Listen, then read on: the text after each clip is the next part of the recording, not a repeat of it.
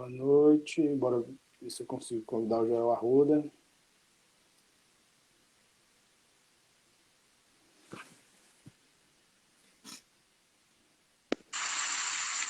Agora foi. E agora, Diego? Agora sim. Deu certo? Deu certo. Eu não sou cringe, não, eu já sou velho. A gente é clean só, né, velho? Não. Boa noite, galera. Professor Joel Arruda. Foi professor meu quando eu iniciei o curso de gestão, então foi da matéria de direito. Tutor no STJ, professor na plataforma também Aprenda, tem vários cursos digitais, infoprodutos, né? Porque agora estamos nessa pegada. Deixar ele se apresentar um pouco, falar o melhor dele, ele mesmo. Obrigado, Diego, pela oportunidade. Fiquei muito feliz aí com o convite. Eu acho que isso aí é que faz a gente continuar nessa profissão do magistério. Eu fui professor de escola pública, escola privada, e aí acabei fazendo um curso de Direito, já tinha feito História, Geografia, já tinha professor da Secretaria de Educação, e acabei entrando no curso de Direito em 1996, 97, na primeira turma, segunda turma ali com os colegas, e acabei me envolvendo com essa área jurídica por ter trabalhado também no STJ, trabalho no STJ, e aí tudo isso aí fez com que eu me desenvolvesse na área acadêmica. E acabei conhecendo pessoas, né, porque o mais importante desse projeto do magistério é você a interação com as pessoas, com as instituições, com a democracia, com os ambientes que a gente tem jurídicos, nos grupos que a gente participa, e toda a discussão que se faz no Brasil na área jurídica. E isso faz com que a gente estabeleça essa comunicação que nós estamos aqui, nos conhecemos na sala de aula, e estamos aqui hoje fazendo uma live sobre democracia e pandemia e democracia. Fico muito feliz, viu, Diego, por esse convite aí, e espero poder ajudar as pessoas que estão participando aqui do nosso debate. Pois é, professor. Assim, o projeto, como eu já deixei em outras lives, mas vou repetir aqui, porque sempre tem pessoas novas, e a gente atinge esse público, é muito bom por isso, a gente está na plataforma digital, a gente atinge pessoas que não estão no nosso ciclo social e nem tão pouco no nosso estado, mas está no Brasil, está no mundo. O projeto seria no YouTube, mas eu tive que trazer um pouco para cá. Então, assim, galera, eu estou chamando os primeiros convidados. O meu intuito é debater, mas os meus primeiros convidados são pessoas que formaram minha base. São pessoas que eu tenho como base. Quando eu voltei a estudar, quando eu procurei tá graduando no curso superior, pretendo seguir nessa área do magistério também, mas um pouco mais para frente. Então, assim, todos esses convidados que eu estou trazendo para as lives agora têm um impacto fundamental na minha formação. Então, como pessoa, como debatedor em alguns casos, como formação na minha área de direito, como vou atuar, tanto pela ética como a moral, como conheço a maioria pessoalmente. Estou trazendo essas pessoas que eu convivi com sala de aula e convivo como pessoas e acompanho também nas suas redes sociais. Assim, como eu deixei o tema livre, o professor escolheu pandemia, vamos começar um pouco do que ele tem, da visão dele do Estado Democrático de Direito. Hoje, a política que está, e mais para o final a gente comenta até a atualidade. Então, assim, vamos começar nessa mudança, nessa ruptura que a gente teve de paradigma da esquerda para a direita. E qual foi a democracia, qual foi o choque, e por que está tendo esse choque entre a população. O professor Tom responde assim: democracia, para você, é essa que a gente está vendo hoje ou é aquela que a gente estava vendo num passado recente? Diego e meus colegas estão entrando aí, meu amigo Nael, e o Adriano, e o Daniel Escobar também entrou aí, o Davidson. Eu fico muito feliz com esse convite. Não tem momento mais especial do que esse para discutirmos a democracia, já que nós estamos num momento de tensão entre os três poderes. Dentro de uma pandemia. Três poderes ou funções, como queiram. As pessoas falam que não existe poder é uno, né? Existe uma função. As funções estão em conflitos. Discussão de conceitual, que eu não vou entrar aqui, até porque não é o tema. Nós temos as funções executiva, legislativa e judiciária. E essas funções estão em grande tensão e nunca tiveram, desde 1964, numa tensão como essa. Não porque a gente não tenha problemas estruturais na nossa democracia, porque a democracia é essa discussão, essa contradição, esse debate. O problema é que nós estamos agora dentro com o Poder Executivo, afirmando quase todos os dias de todas as semanas que pode trabalhar aí fora das 4 linhas da Constituição. Essa semana ele fez um discurso mais radical, fez uma demonstração de força. Então, esse momento é um momento muito difícil, porque as funções estão funcionando. O Congresso está funcionando, o Poder Judiciário está funcionando, o Poder Executivo está funcionando, mas existe uma tensão que a gente não sabe até que nível é essa tensão.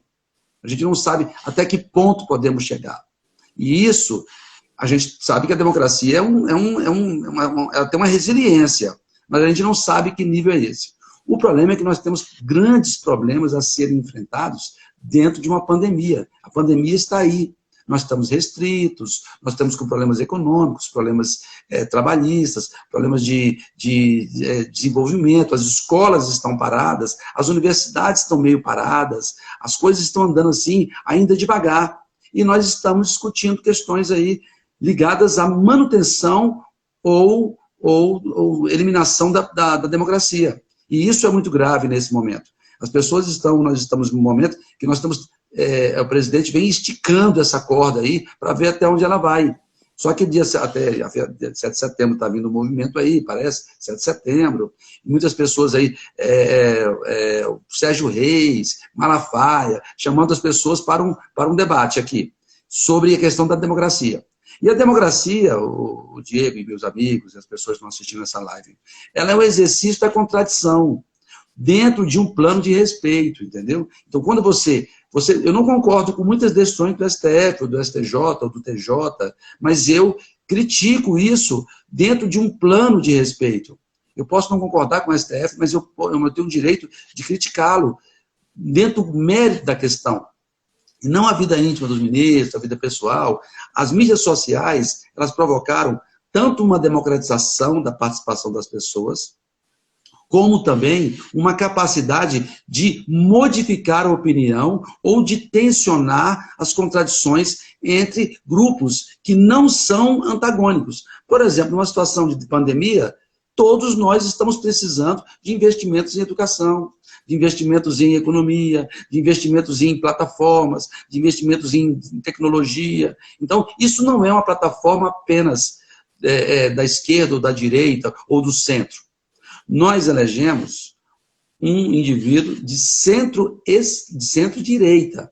Desculpa, de direita, extrema-direita, desculpa, de extrema-direita. Nós não elegemos uma pessoa de centro e nem de centro-esquerda.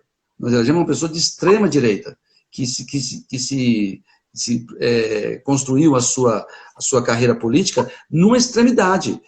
E aí, as pessoas não podem achar que isso é uma coisa nova. Eu não estranho o que o presidente Bolsonaro vem fazendo, porque ele já vinha com essa narrativa desde da sua formação como deputado e até mesmo como capitão do Exército. Então, não estranho.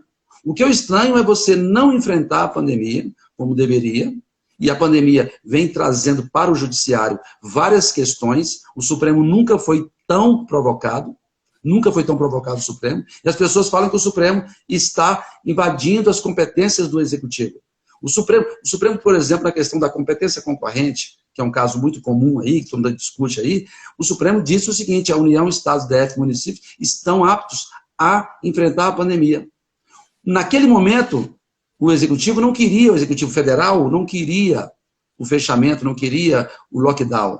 E aí os governadores e prefeitos recorreram ao Supremo Tribunal Federal. E o STF disse: olha, temos que se unir, porque a questão é complexa. Olha, nós estamos aí, a Austrália fechou hoje. Se o lockdown não fosse eficaz, não fosse algo que o Brasil estivesse criando, a esquerda estivesse criando, mas é um projeto mundial. A Austrália abre agora só dia 3, 4 de setembro. Por quê? Porque tem casos da variante lá.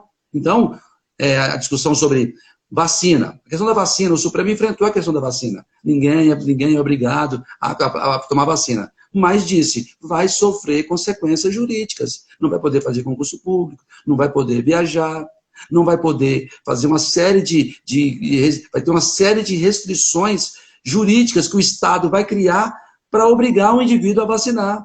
Aí o Supremo acaba tendo que se envolver na questão da vacina. Ah, vai ter a Copa América. O Supremo é chamado para discutir se pode ter Copa América. O Supremo está discutindo o futebol? Claro que não. O Supremo está discutindo as medidas sanitárias que devem ser tomadas numa prevenção de uma pandemia. As pessoas estão morrendo. Eu tenho certeza que nesse grupo aqui, nessa live aqui, alguém perdeu um ente querido, alguém perdeu um amigo querido, alguém perdeu um vizinho querido, alguém está no Facebook e virou um obituário. Então, a pandemia e a democracia estão intimamente ligados, porque nós precisamos conservar tanto a democracia como combater a pandemia. Ah, professor, mas o Poder Executivo quer tomar providências e o Judiciário e o Legislativo não deixam. Isso é um discurso, é uma falácia, porque você sabe muito bem que o Poder Executivo está atrelado intimamente com o Poder Legislativo. O Centrão está no poder. E o Centrão esteve no poder no governo Lula, esteve no governo da Dilma, esteve no governo do Henrique, e agora nós estamos assistindo o Centrão. Mas o Brasil precisa de medidas efetivas. E a nossa democracia não pode ser debatida nesse momento, e nem em momento algum, porque é uma conquista da sociedade, é uma conquista nossa, poder se manifestar nos grupos, poder... não concordo com o deputado, eu vou falar com ele, mandar mensagem para ele. Só que eu não vou ofender a mãe dele, não vou falar que ele é homossexual, não vou falar que ele é não sei o quê, começar a ofender a honra dele. Eu vou sofrer as consequências da própria democracia. Então, é nesse ambiente que a pandemia está se construindo. Ah, mas o Brasil não comprou vacina, vai lá discutir no Supremo Tribunal Federal a quantidade de vacina. Então, o próprio governador do Distrito Federal entrou com ações aí para discutir a quantidade de vacina. O governo Dória vem discutindo. Então, o Poder Judiciário, a democracia, ela é exercida dessa forma. As pessoas têm que se acostumar com isso. É difícil? É cansativo? É, mas ela é muito melhor do que uma ditadura. Do que você concentrar o poder na mão de uma pessoa e você não sabe o que vai acontecer. A ditadura é igual a CPI, pô. Você sabe como ela começa e não sabe como ela termina. A ditadura é exatamente igual. E ela tira as liberdades individuais, ela tira o poder das instituições. As instituições, nesse momento, estão com problemas. Vocês sabem disso. A PGR está com problema, a Procuradoria-Geral da República. O professor lá da faculdade falou que a PGR era um poste e o indivíduo entrou na justiça contra o professor e foi absolvido hoje, inclusive. Sim. Então, a democracia permite que você critique o Estado, critique as instituições, que você fale, que você se manifeste. Ah, você quer ir no 7 de setembro? Vá no 7 de setembro, não tem problema nenhum, sempre foram ao 7 de setembro, valorizar a pátria, a independência, mas não vai quebrar o Supremo, não vai querer que o Supremo acabe. Por quê? O Rodrigo Pacheco vai abrir processo contra os ministros do Supremo? Por qual motivo? Qual o motivo que vai ser aberto? Qual é o fato, né, que o Senado vai abrir um processo contra os ministros do Supremo? Não há fato. Agora, a democracia, ela passa por esse ambiente tensionado, mas não tensionado como nós estamos assistindo atualmente. Mas não tensionado como nós estamos assistindo. Professor, tá bom? Assim, a democracia nunca teve tanto na mídia. Mas também essa mídia que trouxe a democracia e essa democracia também trouxe a mídia. Então, assim, difusão de digital, a gente tem várias pessoas opinando. O que não se passa tanto é quem são esses atores ou qual é a autoridade que esses atores têm na democracia. Porque, assim, a gente vê uma pessoa falando, igual, chega lá no judiciário, o judiciário nunca foi tão demandado. E em questão assim, hoje, todo mundo tem acesso ao judiciário. E que lá atrás não tinha. Eram poucas pessoas que conheciam o movimento. Hoje, é como o senhor falou aí, falta uma justa causa para estar entregando um fato que possa ser de um provável impeachment. Então, a pessoa fica sem aquelas condições. Hoje, igual, no penal a gente fala que tem uma condição de procedibilidade. Tem que ter justa causa, tem que ter legitimidade, tem que ter essas coisas todas. Para trazer um pouco para o leigo. Tem que ter a reunião de alguma coisa para estar levando aquele fato. Hoje não. Na mídia, não gostei de tal pessoa que falou disso de mim. Aí, em vez de vocês tentar se alinhar, saber o que é, que o projeto é em prol do Brasil. Não ficar debatendo que é esquerda, direita, que é extremo, porque o extremo é ruim para os dois lados. O extremo já está falando. Se for extremo para o lado direito como para o lado esquerdo, vai ser ruim. Mas as pessoas não estão conversando e também não estão se ajudando. Estão querendo puxar para o seu lado. Diego, existe uma questão seguinte, as pessoas têm que colocar na cabeça que a mídia, ela é um dos pilares da democracia.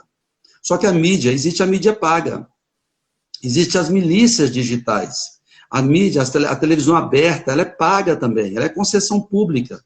E aí, o governo anuncia nessas mídias televisivas, por exemplo. A mídia é um conjunto de mídia, de instituições que funcionam. Então, internet. A internet ela foi democratizada.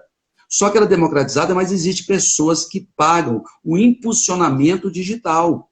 E isso também influencia diretamente na democracia. Eu me lembro quando o Aécio Neves estava lá com 20 e poucos % de intenções de voto, e de repente o Aécio Neves estava parelho com a Dilma lá. Ele teve 50 milhões de votos e a Dilma teve 54. Então é uma vitória apertadíssima, por causa do Zap, por causa do influenciamento das mídias sociais. O governo Bolsonaro investe muito nisso. Isso faz parte da democracia. Só que tirar dinheiro público para fazer isso é outra conversa. Aí existe uma CPI das fake news, existe investigações na Polícia Federal que podem apurar. Isso apura no governo Bolsonaro, apura no governo do PT, apura no governo da Dilma, apura no governo do Fernando Henrique, e para isso que existem as instituições.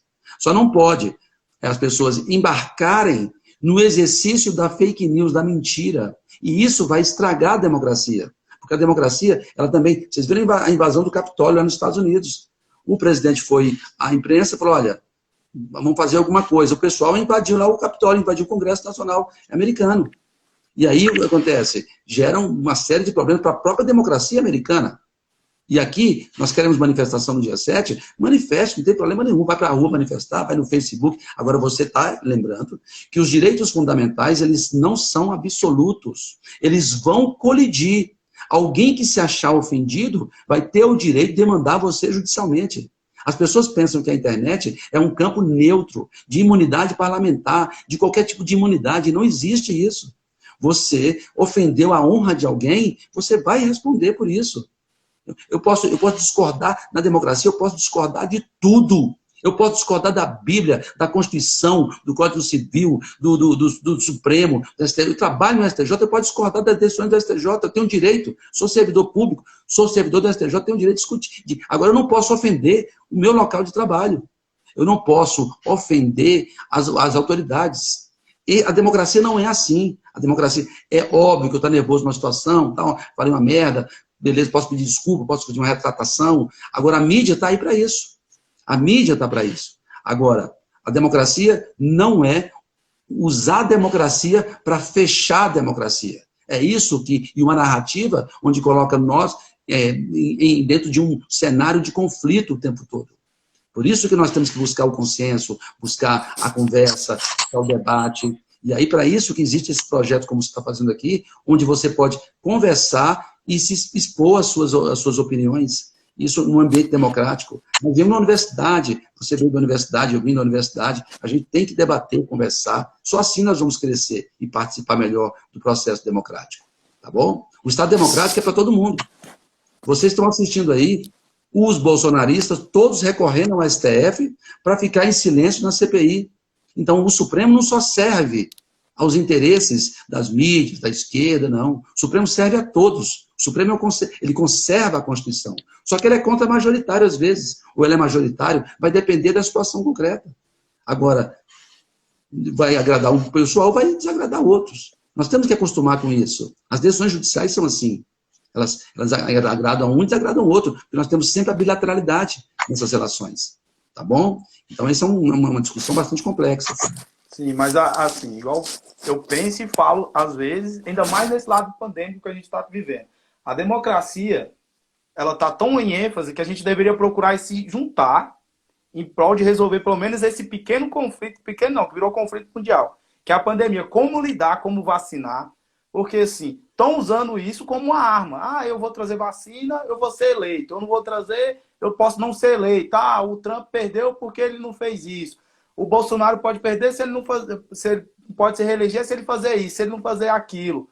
Aí fica essa briga, sendo que é um momento de união. União que eu falo assim, não é união de estar perto, mas é união de estar em projeto. Vamos trazer a vacina, vamos vacinar uma porcentagem maior para que tenha mais rápido, para a gente ter essa imunidade. Depois, a gente vamos vendo essa questão política.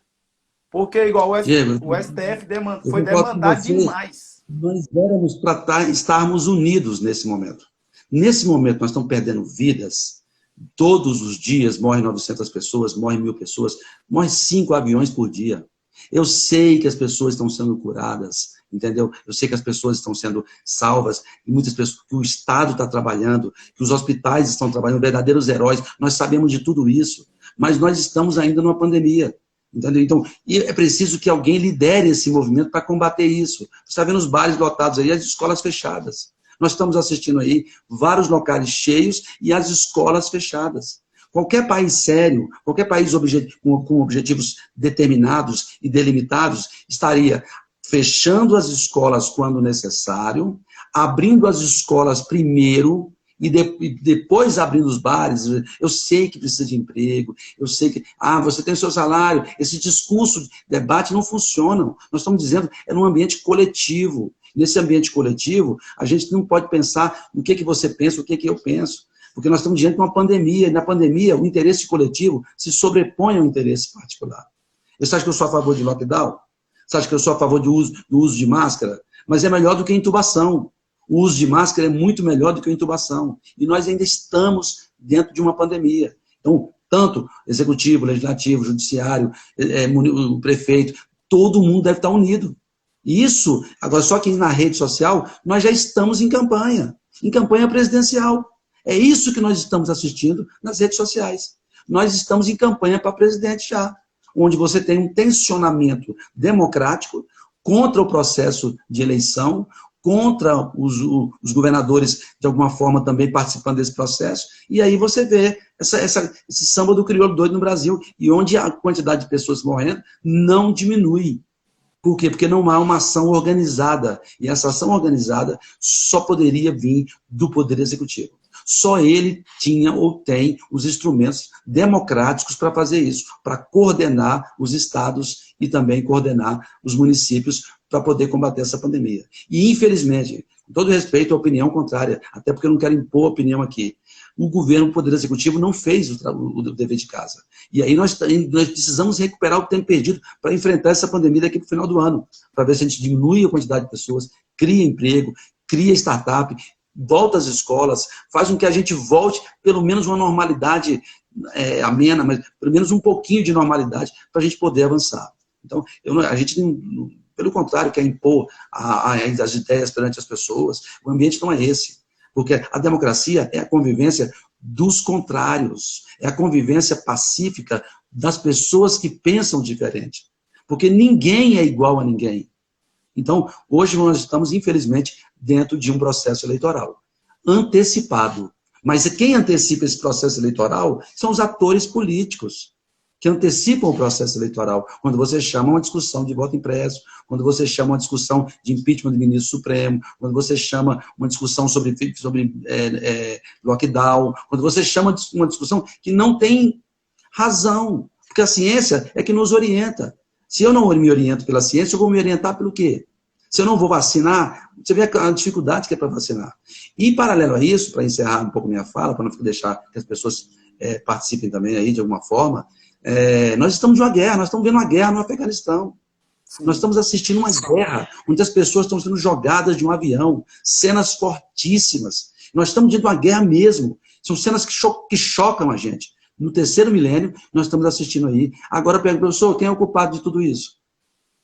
Estuda um pouco da história, verifica lá quem criou o Talibã, verifica lá a história, verifica lá o que aconteceu, o que foi construído. Aí você se posiciona, pô. Eu poderia até falar alguma coisa, mas não vou falar, porque eu conheço a história do Talibã, então não vou começar a falar aqui. Mas os culpados dessa situação aí são as pessoas que defendem a democracia, mas, ao mesmo tempo, fizeram ações políticas erradas. E aí nós estamos assistindo. Por isso que nós não podemos entrar numa destruição da democracia. Para depois nós não podemos falar, nós fomos omissos diante de uma situação. E as pessoas, infelizmente, nesse momento do Brasil, devem se manifestar para conservar o direito de ir e vir, o direito de se manifestar nas redes sociais, o Estado cada vez mais controlado. O Estado precisa ser controlado. A democracia é isso. Se o judiciário não conter o executivo, ele avança e fere direitos individuais. Se o legislativo não contiver o executivo, vai dar problema. Se o executivo de alguma forma, não tentar manter o legislativo, ele vai aprovar normas que não estão. Então, a teoria do freio e contrapeso é para isso que existe isso. Agora, para encerrar minha fala, o Brasil tem que evoluir, não pode retroagir. E a democracia é andar para frente.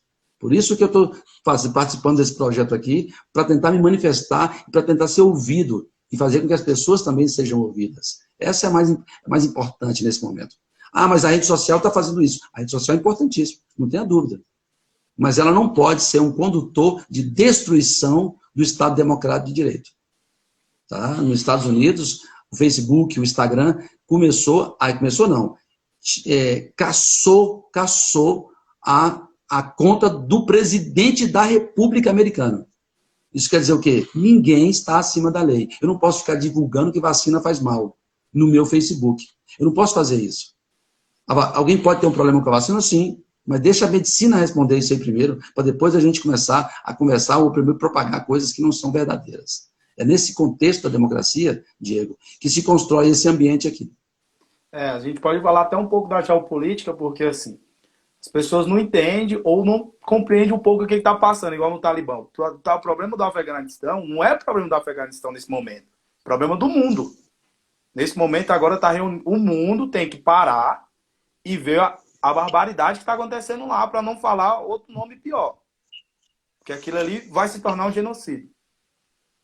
E isso aí já era, mas assim, agora de uma forma estruturada, televisionada para o mundo todo. Nós estamos assistindo uma guerra ao vivo e a cores.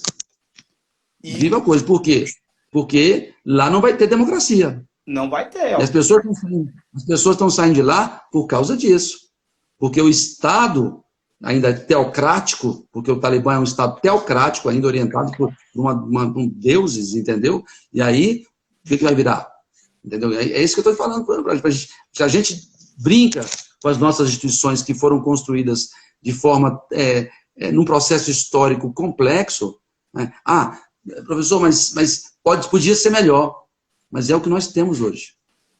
Nossa democracia é a liberdade de imprensa, é a liberdade das funções judiciais, executivas e legislativas, do Ministério Público, pô.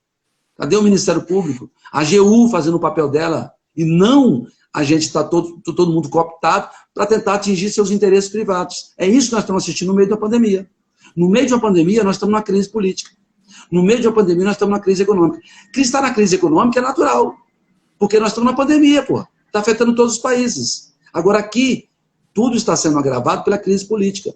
Porque nós estamos perdendo o objetivo principal, que é recuperar a economia, salvar vidas ainda, porque muitas pessoas estão se contaminando ainda, e muitas pessoas irão morrer. E isso quer dizer o quê? A gente não está fazendo o dever de casa, porque eu tive essa doença, e eu não desejo para ninguém essa doença. Essa doença é terrível. Essa doença é terrível. É importante que as pessoas se conscientizem. Se ela tiver o sintoma dessa doença, ela vai entender o que eu estou falando. Tá? Mas professor, existe um discurso, uma narrativa que o Estado trabalhou. Claro que tem. Os hospitais estão trabalhando, as pessoas estão vacinando, mas é muito pouco ainda pelo nosso enfrentamento. Nós estamos com as escolas paradas, as universidades paradas, as indústrias funcionando capenga, os bares funcionando capenga, todo mundo funcionando meia boca ainda. Mas para isso nós temos que vacinar. Então, a democracia passa pela participação. Não concordei com a decisão do STJ. Poxa, achava que o ministro relator podia ter feito isso. Existe um precedente assim, assim, assim, assado. Posso ter uma jurisprudência assim, assim, assado. Eu posso criticar, cara. A democracia me permite isso. Agora, eu não posso xingar ninguém no Facebook, ninguém no Instagram. Eu vou responder por isso. A prisão do Roberto Jefferson, apesar de parecer para muita gente excessiva, é só pegar os vídeos dele que ele fazia lá e as fotos dele com arma na mão. Entendeu? Então, assim, a democracia não funciona com a violência. A violência é um sintoma de fraqueza. A violência é um sintoma de fraqueza. Quando você perde o argumento, você começa a ofender as pessoas. Entendeu? Eu não acho ruim ninguém discordar do meu posicionamento. Pelo contrário, eu convivo razoavelmente bem com isso. Até porque ninguém convive bem sendo contestado o tempo todo. Mas temos que nos acostumar. A democracia é um processo de aprendizagem, lento e doloroso. Por isso que eu estou aqui com esse debate com você aqui, Diego. Tá bom?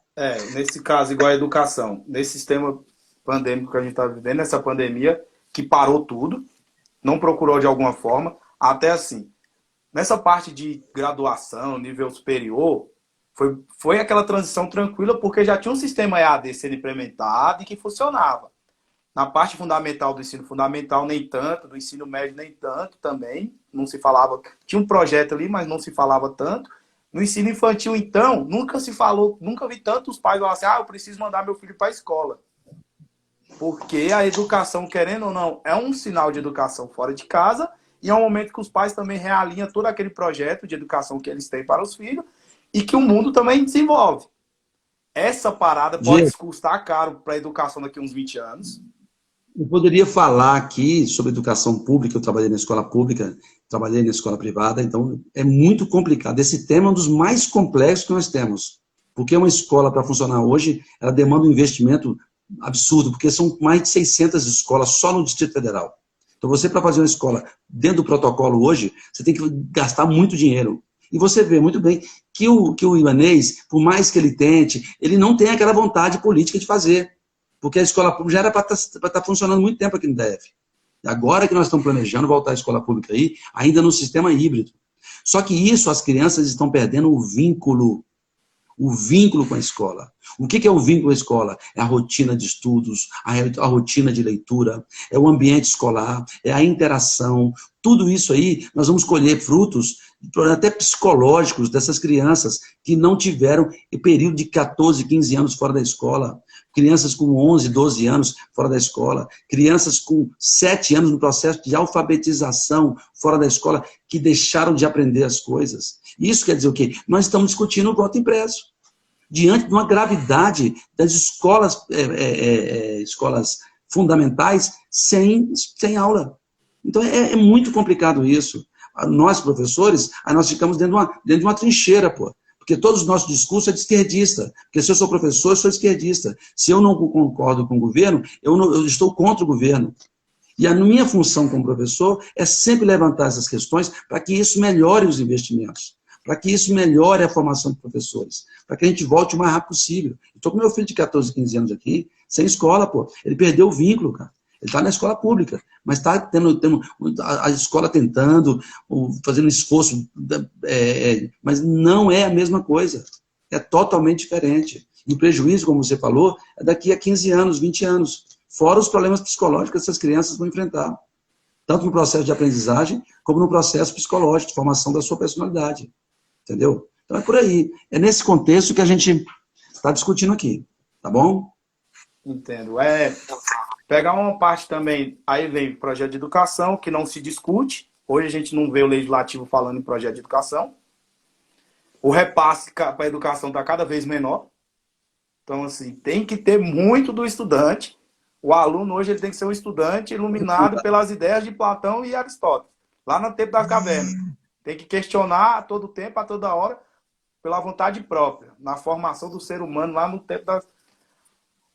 E hoje, o que nós estamos assistindo aqui, Diego, para ilustrar o que você está falando, ao lançamento do ensino médio, o novo ensino médio. O governo está tentando lançar um novo ensino médio, um ensino mais profissionalizante, preparar os jovens para a profissão, um projeto até razoável, não sei até em que nível de debate foi construída essa tese, mas eu acho que tudo que for feito para melhorar, a gente está tentando, de alguma forma, apoiar.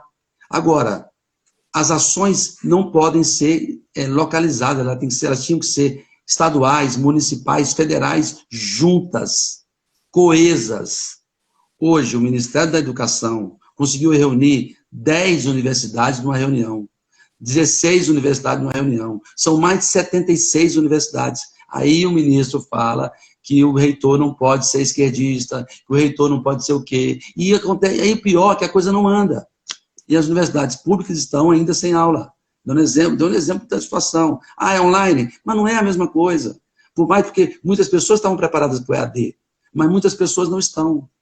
Então, a democracia, ela passa pela boa informação. Ela passa pela...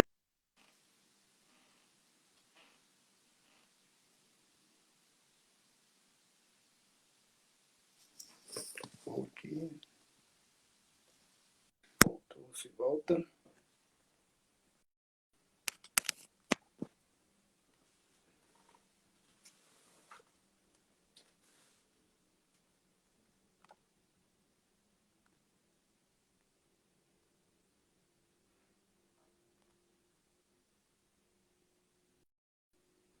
Caiu do professor. Vou ver se ele volta aqui. Não consegui falar com ele, eu encerro por aqui e a gente continua em outra live, galera.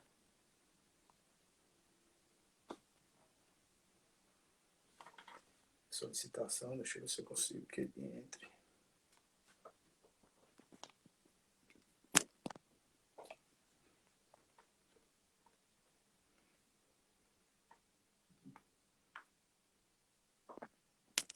Entrou, né, Diego? Opa, voltamos. Voltamos aí? Voltamos. Consigo, tá me vendo bem? Tá ouvindo bem? Tô. Só a imagem que tá estática. Opa, voltou. Agora voltou o vídeo também. Voltou tudo. O vídeo, voltou Então é tudo. isso. O som normal. Então é isso, Diego. Então eu acho que... Outra coisa também importante, Diego, para deixar bem claro para as pessoas, que eu não quero que ninguém tenha consenso com a minha fala. Eu não quero consenso. E nem quero dissenso. Eu quero ouvir, quero falar, quero aprender, contextualizar, mudar de opinião. A democracia é isso. Mudar de posição, entender uma coisa, tentar compreender outras. A democracia passa por esse processo. Se esse processo não acontecer numa sociedade democrática, nós não estamos vivendo uma democracia. Agora, nós só podemos viver uma democracia se nós aprendermos a viver dentro dela. Porque as mídias sociais, elas não funcionam para você destruir o que nós construímos, que é a participação. A democracia, o nome dela é participativa. Democracia participativa. Então, enfrentar uma pandemia e tantos problemas como nós estamos enfrentando, na minha opinião, alguns problemas são desnecessários. Mas eu entendo, até porque a democracia passa por esse processo, e o Supremo Tribunal Federal vem atuando de maneira muito importante, até para manter o nível de democracia que a gente quer. Porque a função do Supremo o que é? Conservar a Constituição Federal. O STJ uniformiza a jurisprudência, e o Supremo diz, olha, a Constituição é interpretada dessa forma. Entendeu? E aí ele não pode abrir mão disso, porque os ditames da relação com o Estado estão previstos na Constituição. Por mais utópica que ela seja, por mais crítica que ela possa, por mais ficcional que ela possa parecer, mas isso é um caminho programático que a gente tem que seguir. Cada um acredita no que quiser, na Bíblia, no Alcorão, no Espiritismo, e essa liberdade está prevista na Constituição. Eu acredito, Joia, você acredita no nazismo?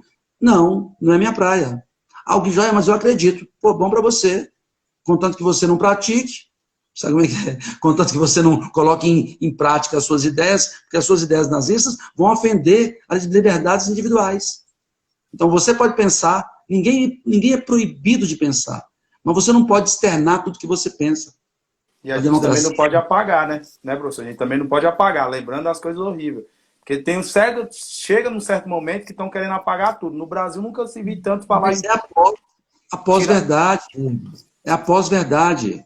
As pessoas querem apagar o nazismo, querem apagar o fascismo. Hoje nós temos os fascistas de armário. Assim como o governo de esquerda tirou lá os homoafetivos do armário, como eles falam, né, que as pessoas saem, a pessoa está em liberdade agora, pode sair do armário. Hoje nós estamos vendo as pessoas assim, pessoas que pensam de forma agressiva sobre temas que nunca pensaram assim, mas agora se sentem representadas e aí se acham no direito de falar o que quiser.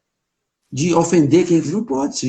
Isso não é a democracia não é para isso. É por isso que a gente tem que insistir no debate democrático, respeitoso, contextualizado, dialético, e aí a gente vai avançar.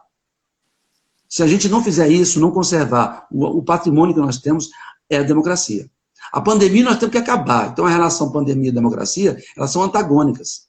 Que a pandemia está tirando a liberdade de ir e vir das pessoas. Está tirando o direito das pessoas se abraçarem. E quem pode fazer, melhorar e minimizar isso? É o Estado. Só o Estado tem capacidade de comprar vacina, só o Estado pode organizar as pessoas para não saírem de casa, só o Estado pode dar bons exemplos. Nós precisamos, nesse momento agora, é disso. Tá? Com todo respeito aí às divergências das pessoas que acham que pensam diferente de mim, mas eu respeito. Não, tranquilo, assim. Vai ter divergências, até porque a construção da democracia é isso, é divergir para a gente chegar no bem maior. Claro. Tá bom? O que acontece? Uma coisa que o brasileiro não se via tanto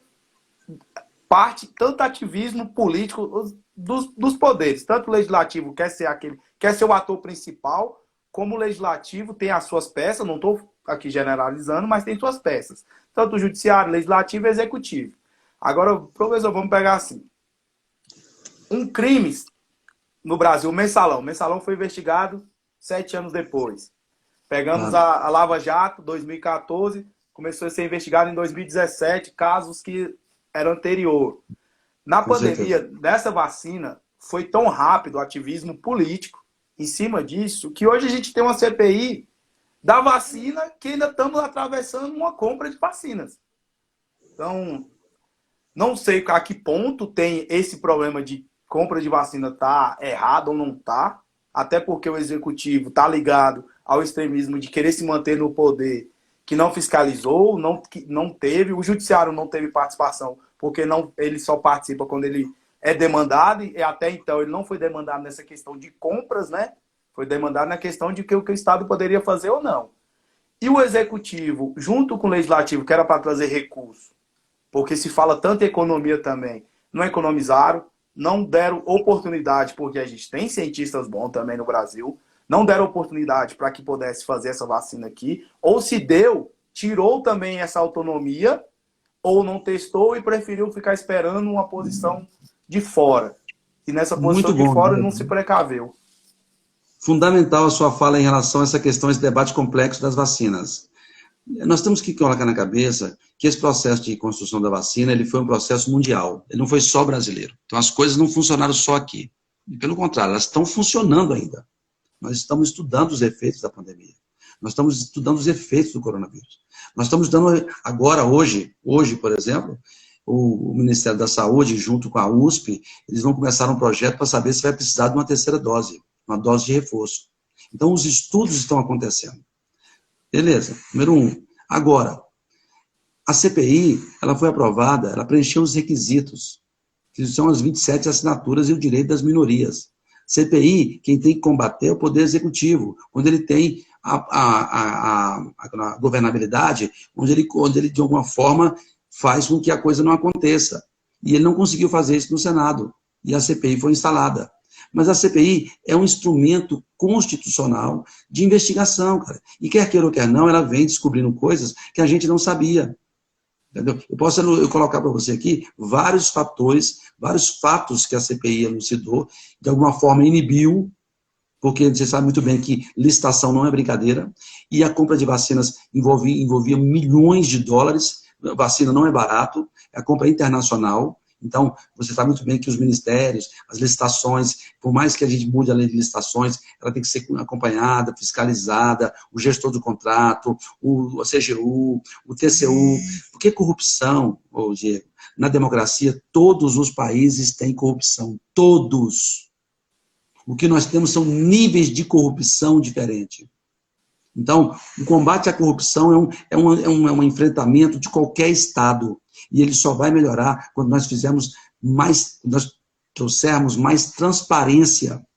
Transparência para os poderes, para as funções. Então, o Poder Executivo tem que abrir as suas informações. O Poder Judiciário, você comentou sobre o Poder Judiciário, e depois que o Poder Judiciário começou a ser televisionado, que as sessões do Supremo começaram a ser televisionadas na TV Justiça, e isso fez com que todo mundo se manifestasse. Eu vou dar um exemplo simples. Eu fiz uma mesa com a ministra Carmen Lúcia na Universidade Católica, e ela falou que o taxista que estava com ela reclamou da decisão do Supremo Tribunal Federal. O taxista que estava com ela. E ela falou, o Supremo está se envolvendo demais, o Supremo está permitindo a união de dois homens, não sei o quê. E aí ela, olhando para o taxista, ela percebeu tanto que a democracia e que a informação, a mídia, populariza essas informações. É bom, cara, é bom que tenha assim, é bom que as pessoas se preocupem com as decisões do Supremo, que as pessoas se preocupem se o Brasil comprou ou não vacina na hora certa, se tem corrupção no Ministério da Saúde. Isso aí faz parte do processo político. Você sabe muito bem que a CPI é um instrumento político. Ele vai produzir um relatório, a CPI vai produzir um relatório, e vai para a PGR vai analisar se vai ter crime ou não, e depois vai denunciar ou não. Então, isso faz parte do processo democrático. As pessoas têm que acostumar com isso. Você não quer ser investigado? Então não vira agente público. Porque agente político, ele está sujeito à avaliação popular. Bolsonaro agora é presidente, ele era deputado. Ninguém se importava com ele. Agora todo mundo se importa com ele. O que ele fala reverbera. O ministro Luiz Roberto Barroso era procurador do Rio de Janeiro, se não me engano. Ninguém conhecia. Mas agora ele é ministro do Supremo Tribunal Federal. Ele é presidente do Tribunal Superior Eleitoral. Ele é um agente político, importantíssimo, assim como o presidente Bolsonaro. Então, eu sou servidor público, eu estou sujeito, a minha vida está aí à disposição, está lá na lei de acesso à informação, quanto que eu ganho, onde eu trabalho, as informações. Então, isso é democracia, transparência. Agora, muitas pessoas ainda não acostumaram com isso, porque trazem um ranço ainda da ditadura, trazem um ranço da falta de diálogo. E isso reverbera diretamente nas redes sociais. Tá certo? É muito difícil você ser ofendido nas redes sociais. Eu, particularmente, bloqueio. Eu não consigo. Quando eu converso com a pessoa, dialogo. Mas quando ela me ofende minha família, ofende aí, não tem jeito. Não tem como você discutir. Né? Porque aí a democracia não é democracia mais. Mas é uma violência. Entendeu? Então é nesse ambiente que nós temos que construir. E lembrar também que a Constituição, ela foi, assim, teologicamente falando, ela foi construída no momento em que a gente estava encerrando a ditadura. Então, que precisava de um acolhimento, falar assim, é uma Constituição muito protecionista. Mas era o que estava acontecendo, estava tirando todas as suas liberdades, todos os seus direitos, de um período que a gente viveu ditatorial, e que precisava construir isso. E qual é a forma de construir isso? A Constituição veio para isso. A gente então, eu concordo com é justamente isso. Colocou tudo na Constituição. Era um instrumento que nós temos 7 ditaduras, 7 golpes militares na nossa história. A nossa história começou em 1822. Nós temos 7 golpes militares. E eu acho que esse não é momento. E nem pode mais ser momento para isso. Isso não pode nem ser assunto de debate sobre isso. Até porque nós sabemos que não dá certo. Todas as vezes que nós fizemos a ruptura institucional, a gente teve problemas econômicos, a gente teve desorganização administrativa, a gente teve desorganização econômica, a gente teve desorganização de desenvolvimento, a gente patina na educação. Quando a gente rompe, a gente desestrutura as instituições e aí não evolui. Enquanto nós tivemos nesse conflito, o Bolsonaro, na minha opinião, o presidente Bolsonaro, com todo o respeito que eu tenho por ele, pelas pessoas que votaram nele, ele vive nesse ambiente, ele gosta desse ambiente. E aí ele fez a vida política nesse ambiente tensionado. Mas isso é um problema da democracia para enfrentar. E que é o que? Ele saber conviver com o Supremo, saber conviver com o Legislativo, saber conviver com as instituições, tá certo? E o próprio Exército, Marinha, Aeronáutica, conviverem com a democracia. Já aprenderam, já viveram. Inclusive, eu tenho um vídeo meu no YouTube, não sei se você já viu, onde eu falo que os militares já estão no poder. Porque nós temos mais de 15 mil militares na ativa. Eles estão trabalhando no Poder Executivo. Militares da ativa e militares que são inativos. Estão trabalhando com cargos comissionados no Poder Executivo. E em administração direta e indireta. Na administração indireta também. Então, o governo militar já está no poder. Eles já estão ocupando os cargos. Agora é hora de governar. É hora de ser avaliado. O Exército nunca teve tão mal avaliado no momento agora. Por quê? Porque o Exército está embarcando numa aventura política que vai dar problema para ele. Ah, professor, mas por que o político é tão mal visto? Porque o político é o que mais é contactado com a sociedade, é conectado com a sociedade. Se você pegar a aprovação do Legislativo aí, é 12, 11%. Agora, se você pega a aprovação do bombeiro, é 95%. A aprovação do Ministério Público está caindo. Por quê? Porque o Ministério Público está sendo omisso diante dos fatos que estão acontecendo na República. Então, assim, professor, mas a democracia é o quê? A democracia, bicho, é transparência. É você ser avaliado. É assim que a coisa funciona. É assim que a democracia funciona. Eu espero ter ajudado você aí, no seu canal, tá bom? Tranquilo, a gente pode voltar com outros temas, mas eu agradeço muito, porque assim, deixa uma visão, e aqueles que se sentirem que, não concordo, pode deixar opinião, pode deixar comentários aqui no final do vídeo, a gente pode trazer outros temas, debater outros temas, porque são visões. Só para dar um parâmetro aqui, o Ministério Público que ele citou aí também nunca foi tão demandado assim, impulsionado para agir. Ele agia até de ofício, porque era muito das investigações que ele acompanhava, e ao mesmo tempo ele não cortaram tanto o poder dele de agir. Porque, querendo ou não, o Ministério Público hoje está cercado. Eu fiz parte em 2019, 2020, eu vi o tanto que foram minando as investigações, os processos, os procedimentos, a autoridade, o que poderia fazer um procurador, que ele ficou naquela... Porque o Ministério Público, ele mandou 3 nomes para o Poder Executivo escolher, votados dentro do Ministério Público, na mesma linha de investigação de 2014, do combate à corrupção, na participação mais autônoma. E aí o presidente Bolsonaro nomeou o Aras, fora da lista tríplice. Trouxe uma pessoa da confiança dele, inclusive que era advogado, naquela época ele podia advogar, o Ministério Público podia advogar quando ele entrou, ele tinha até escritório de advocacia, entrou e aí mudou completamente e tirou as atribuições das forças-tarefas. Vocês sabem disso, não precisa nem falar para vocês. Hoje o combate à corrupção no Brasil, parece que o Brasil vive num mundo maravilhoso, que não tem corrupção. E vocês acompanharam aí a CPI, só foi a CPI começar, começou a bombar casos de corrupção. Então, o Luiz Miranda trouxe aí um exemplo que, se a gente deixa, seria pago aí 45 milhões de dólares numa fatura de uma empresa que nem estava no contrato. Então, assim, claro que não estou falando que vamos esperar um relatório, apuração. Estou colocando para vocês que o que aconteceu, que é fato, notório de conhecimento, todos aí, entendeu? E só para lembrar que havia corrupção enorme com licitação, com processo licitatório, fraudando. E nesse momento polêmico, dispensou um cara de licitação. Então... Se não houver fiscalização, a corrupção se apodera.